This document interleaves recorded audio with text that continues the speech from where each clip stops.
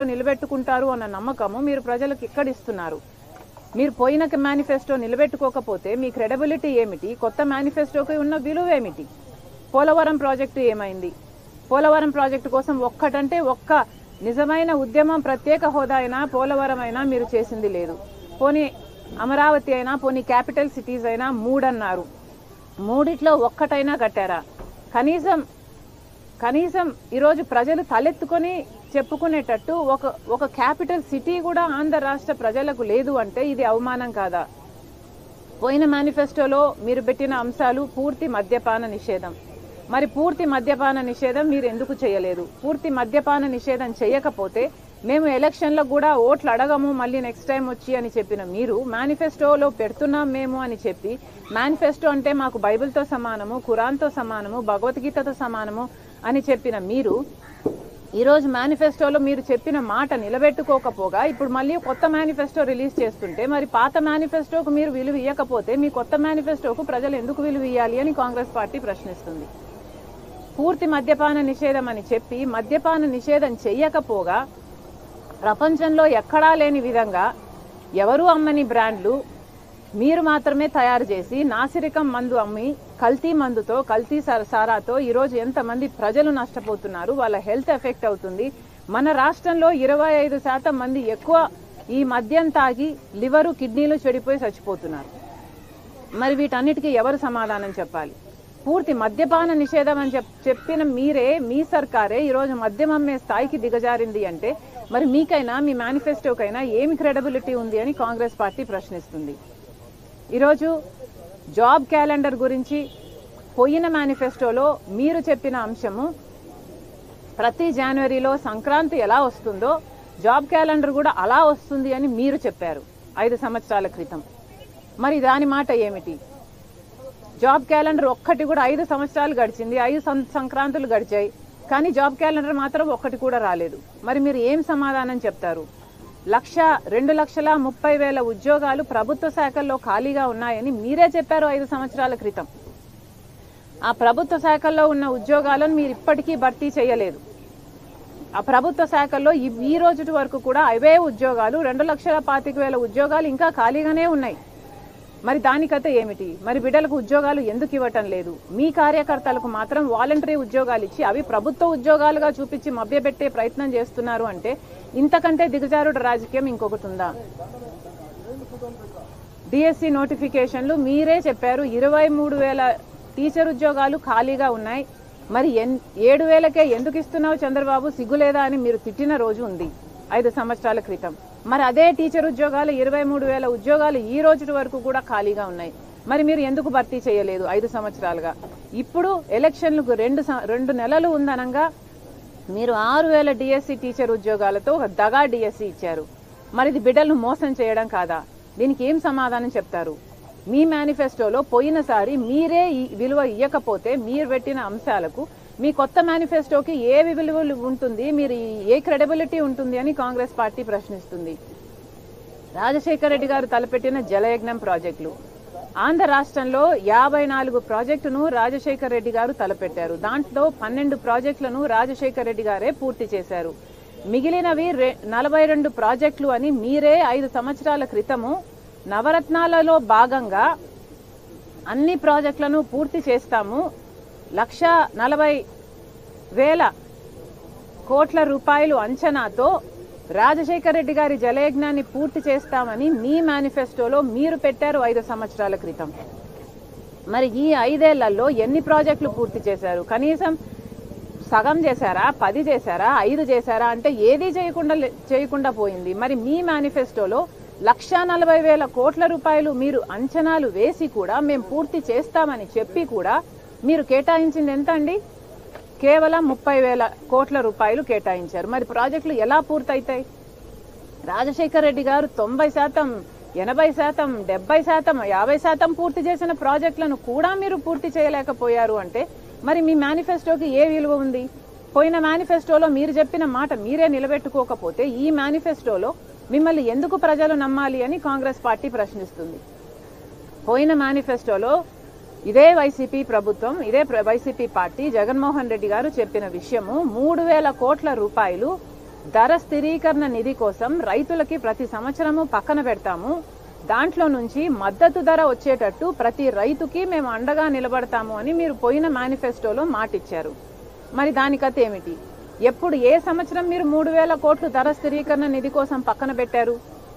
మరి మీరు ఒక్క సంవత్సరం కూడా పక్కన పెట్టకుండా ఇప్పుడు కొత్త మేనిఫెస్టో రిలీజ్ చేస్తే మీ పాత మేనిఫెస్టోకు విలువేమిటి, మీ మాటకు విలువేమిటి? అలాగే 4,000 కోట్లతో పంట నష్టపరిహారం కోసం పక్కన పెడతామన్నారు ప్రతి సంవత్సరం. ఒక్క సంవత్సరం అయినా మీరు పక్కన పెట్టారా? ఒక సంవత్సరం అయినా మీరు పంట నష్టపోతే ఇదిగో పంట నష్టపోయారు అని రైతులకు మీరు ఏమైనా డబ్బులు ఇచ్చారా? కనీసం రాజశేఖర రెడ్డి గారు ఇచ్చిన డ్రిప్ సబ్సిడీ కూడా ఇప్పుడు లేకుండా మీరు ఎత్తేశారు అంటే మరి మీరు ప్రజలకు ఏం సమాధానం ఇస్తారు? ఇలా ఒకటి కాదు, రెండు కాదు, మీ పోయిన మేనిఫెస్టోలోనే ఏ సమాధానము ఇవ్వలేని పరిస్థితి మీకుంది. మీరే నిలబెట్టుకోలేని పరిస్థితి మీకుంది. మరి అలాంటప్పుడు మీ కొత్త మేనిఫెస్టోకి ఏవి విలువ ఉంటుంది? ఈ మేనిఫెస్టో ఎందుకండి చెత్తబుట్టలో పడేయండి. Thank you. అంటే మీరు పొన్నవాళ్ళు సుధాకర్ రెడ్డిపై వ్యాఖ్యలు చేశారు, ఆయన కూడా కౌంటర్ ఇచ్చారు.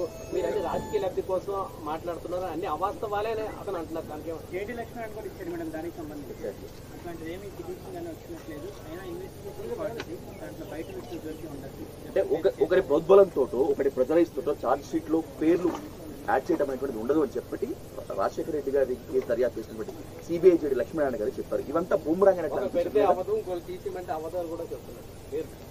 ఇప్పుడు మీరు గమనించాల్సిన విషయం ఏమిటంటే జేడీ లక్ష్మీనారాయణ గారు ఇప్పుడు ఒక వేరే పార్టీ పెట్టుకున్న వాళ్ళు.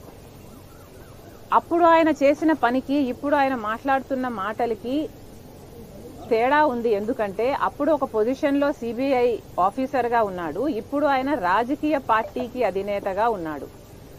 కాబట్టి in the light of the given situation ఎలక్షన్ల నేపథ్యంలో ఆయన చేసిన కమెంట్ రాజకీయం కూడా అయ్యుండొచ్చు. I'm just saying that this is not right. ఆయన అప్పటి పదవిని ఇప్పుడు అడ్డు పెట్టుకొని మాట్లాడడం, అది కూడా ఒక రాజకీయ పార్టీ అధినేతగా మాట్లాడడం తగదు. కనుక నేను పర్సనల్గా I'm not going to give any value or credit to the statement he made. ఇది పక్కన పెడితే మీరు చెప్పిన పొన్నవోలు సుధాకర్ గారు, అసలు ఈయన ఏం లాయర్ అండి?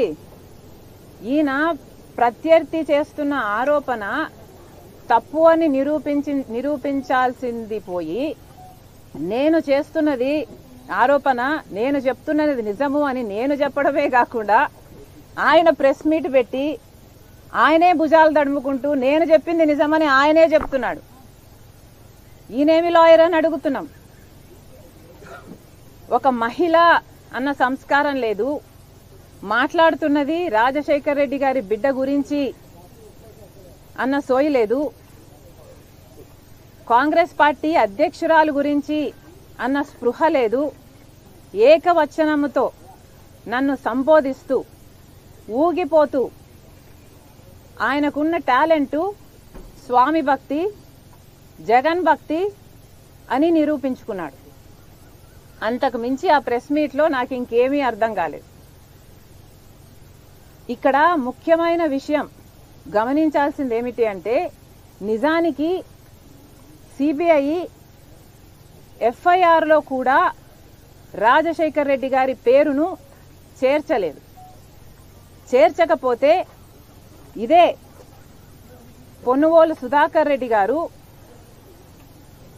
రాజశేఖర్ రెడ్డి గారి పేరు ఛార్జ్ షీట్లో లేకపోతే జగన్మోహన్ రెడ్డి గారు ఈ కేసులో నుంచి బయటపడడం అసాధ్యము అని రాజశేఖర్ రెడ్డి గారి పేరును సిబిఐ ఛార్జ్ షీట్లో చేర్చాలి అని సిబిఐ ట్రయల్ కోర్టుకు పోయాడు, హైకోర్టుకు పోయాడు, సుప్రీం కోర్టుకు కూడా పోయాడు.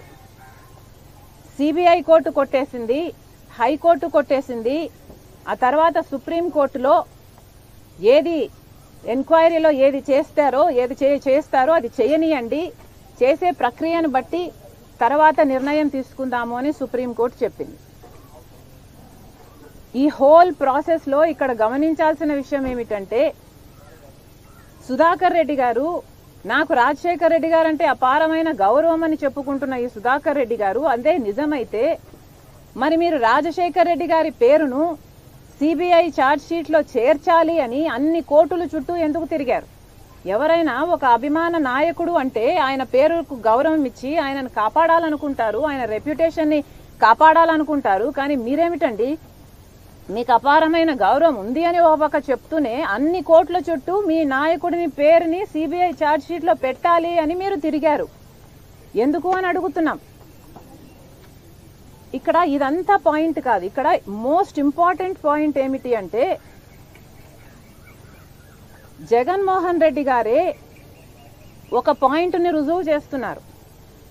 ఏ పాయింట్ అంటే రాజశేఖర్ రెడ్డి గారి పేరుని జగన్మోహన్ రెడ్డి గారు ఆదేశాల మేరకే సిబిఐ ఛార్జ్ షీట్లో సుధాకర్ రెడ్డి పెట్టే ప్రయత్నం చేశారు కాబట్టి అన్ని పిటిషన్లు వేశారు అన్న విషయం జగన్మోహన్ రెడ్డి గారు నిరూపిస్తున్నారు. ఎందుకంటే జగన్మోహన్ రెడ్డి గారు సుధాకర్ రెడ్డి గారికి ఈ పదవి ఇయ్యకపోయి ఉంటే జగన్మోహన్ రెడ్డికి సుధాకర్ రెడ్డి గారికి సంబంధం ఉంది అని ఎవరూ నిరూపించలేరు.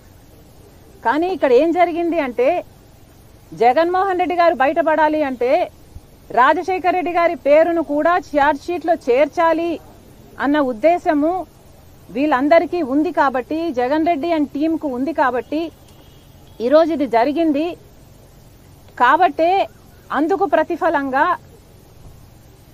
అడిషనల్ అడ్వకేట్ జనరల్ పదవిని సుధాకర్ రెడ్డికి ఇవ్వటం జరిగింది అని నేను ఆరోపించటం లేదు. ఇది స్వయానా జగన్మోహన్ రెడ్డి గారు నిరూపించుకున్నారు. వీళ్ళందరూ ఒక టీంగా పనిచేశారు అని. ఇక్కడ గమనించాల్సిన విషయం ఏమిటంటే జగన్మోహన్ రెడ్డి గారు పదవీ స్వీకరణ చేసింది మే 30వ తేదీన 2019 మే 30వ తేదీన జగన్మోహన్ రెడ్డి గారు ముఖ్యమంత్రిగా పదవీ స్వీకరణ చేస్తే జూన్ 6వ తేదీన అంటే ఎన్ని రోజులు, కేవలం 6-7 రోజుల్లోనే సుధాకర్ రెడ్డి గారికి అడిషనల్ అడ్వకేట్ జనరల్ పదవినిచ్చారు జగన్మోహన్ రెడ్డి గారు. మీ మధ్య ఏ సంబంధం లేకపోతే 6 రోజుల్లోనే ఎవడో తెలియని సుధాకర్ రెడ్డి, అంతవరకు ఈయన ఎవడో సమాజానికి తెలియదు, ఎవరో తెలియని సుధాకర్ రెడ్డిని తీసుకొచ్చి మీరు అడ్వకేట్ జనరల్ పదవిని ఎందుకు ఇచ్చారు, అడిషనల్ అడ్వకేట్ జనరల్ పదవిని ఎందుకు ఇచ్చారు, అది కూడా అంత హడావిడిగా, అంత ఉత్సాహంగా, అంత తొందరగా మీరు అంత మేలు ఒక మనిషికి చేశారు అంటే దానికి అర్థం ఏమిటి? మీకోసం సుధాకర్ రెడ్డి పిటిషన్లు వేసి మీకోసం అంతగా చేశాడు కాబట్టి దానికి ప్రతిఫలంగా మీరు ఆయనకు పదవినిచ్చారు. లేకపోతే ఎవడైనా కూడా తన తండ్రి పేరుని సిబిఐ ఛార్జ్ షీట్లో చేర్చిన వ్యక్తిని పిలిచి అడిషనల్ అడ్వకేట్ జనరల్ పదవి ఇస్తాడండి? నేనైతే ఇవ్వను. మీరు ఇస్తారా? మీ తండ్రి పేరుని ఎవడైనా ఛార్జ్ షీట్లో పెట్టాలి అని 3 కోట్లను తిరిగిన వాడికి ఎవడు ఇవ్వడు. ఇదంతా జగన్మోహన్ రెడ్డి గారి ఆదేశాల మేరకే జరిగింది. ఆయన ఇన్ని కోట్లు చుట్టి రాజశేఖర రెడ్డి గారి పేరును ఛార్జ్ షీట్లో చేర్చాలి అన్నది జగన్మోహన్ రెడ్డి గారి ఆదేశం మేరకే ఇది జరిగింది అని రుజువు చేసుకున్నది జగన్మోహన్ రెడ్డి గారే. ఎందుకంటే 6 రోజుల్లోనే ఈ పదవిని కట్టబెట్టాడు జగన్మోహన్ రెడ్డి గారు. ఇంతకు మించి ఇక ప్రజలకే వదిలేస్తున్నాం. I'm sure everybody has common sense. Common sense is common for a reason because it's common.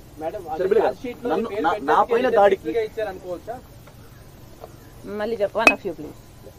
Charge sheet లోని వైఎస్ఆర్ పేరు పెట్టినందుకే ముఖ్యమంత్రి గారు అతనికి ఈ పదవి రిటర్న్ గిఫ్ట్ గా ఇచ్చారనుకోవచ్చు. అనుకోవడం కాదండి, అది quid pro quo. This is the quid pro quo. Rajasekhar Reddy, Jaganmohan Reddy గారి ఆదేశాల మేరకే సుధాకర్ రెడ్డి 3 పిటిషన్లు 3 డిఫరెంట్ కోర్ట్స్ లో వేశాడు. కాబట్టే జగన్మోహన్ రెడ్డి గారు 6 రోజుల్లోనే ఆయనకు ఆ పదవి ఇచ్చాడు అన్నది ఎవిడెంట్ అండి. ఇది క్విడ్ ప్రోకో. ఇది నేను చెప్తే కాదండి, మీరు డేట్లు చూసుకొని మీరు if you connect the dots ఎవరికైనా అర్థమైపోతుంది. బై కంటిన్యూయింగ్ దట్, నాకు ఐపీసీ మీద సిఆర్పిసి మీద నాకు కమాండ్ ఉంది కాబట్టి, నేను టాలెంటెడ్ ఉన్నటువంటి లాయర్ని కాబట్టి జగన్మోహన్ రెడ్డి గారు నాకు బహుశా పదవి ఇచ్చినొచ్చు. కానీ మీరు చేసినటువంటి కామెంట్స్ లో మొత్తం అంతా రాజకీయ పరంగా కామెంట్స్ ఉన్నాయని చెప్పి ఆయన సవాల్ కూడా విసిరారు. ఏమిటండి ఆయన టాలెంట్? మీరందరూ కూడా చూశారు కదా, ఆయన టాలెంట్ ఊగిపోతూ స్వామి భక్తిని చాటుకోవడం తప్పితే ఆయన టాలెంట్ ఎక్కడ కనిపిస్తుంది? నాకైతే కనిపించలేదు. ఈయన టాలెంట్ అల్లా రాజశేఖర రెడ్డి గారి పేరు సిబిఐ ఛార్జ్ షీట్లో పెట్టాలి అని 3 కోట్ల మీరులో పిటిషన్ వేశాడు. అదే ఈయన టాలెంట్. ఆ టాలెంట్ మెచ్చి అది జగన్మోహన్ రెడ్డి గారి ఆదేశాల మేరకు జరిగింది కాబట్టి ఈయన పిలిచి 6 రోజుల్లోనే, ఈయన ముఖ్యమంత్రి అయిన 6 రోజుల్లోనే సుధాకర్ రెడ్డి గారికి పదవి ఇచ్చారన్నది వాస్తవం. నా మీద దాడికి 10 మందిని ఎర్రచందనం స్మగ్లర్లు దించారు అని పవన్ కళ్యాణ్ ఆరోపిస్తున్నారు. ఈ నాకు ఐడియా లేదమ్మా. I can not comment on this because I'm not following. Sudhakar రెడ్డికి రాజకీయ చింతన ఇచ్చింటే లేకపోతే జగన్మోహన్ రెడ్డి అసలు entire episode CBI episode political motivated. అందులో ఆ విషయాలు షర్మిల గారికి తెలియదా? మొత్తం కలిసి ఒక కాన్స్పిరసీగా చేసిన ఇష్యూ కదా. I don't want to get in to all that. Jaganmohan Reddy గారు పులివెందల వేదికగా కొన్ని కమెంట్లు చేశాడు. రాజశేఖర్ రెడ్డి గారి పేరును సిబిఐ ఛార్జ్ షీట్ లో చేర్చింది కాంగ్రెస్ పార్టీ అని చెప్పాడు కాబట్టే నేను కౌంటర్ ఇచ్చాను. Okay, thank you very much. Thank you guys. Thank you. Oh yeah one thing.